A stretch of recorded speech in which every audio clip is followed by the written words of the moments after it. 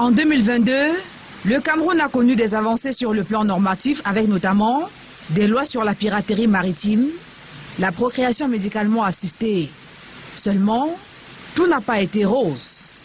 Plusieurs événements nationaux et internationaux ont impacté négativement la vie du pays des lions indomptables. Pour une nation déjà secouée par l'impact de la crise financière et de la persistance des attaques terroristes dans les régions de l'extrême nord, du nord-ouest et du sud-ouest, il fallait donc, dans pareil contexte, disais-je, continuer à garantir la jouissance des droits d'une part et d'autre part faire respecter l'ordre public.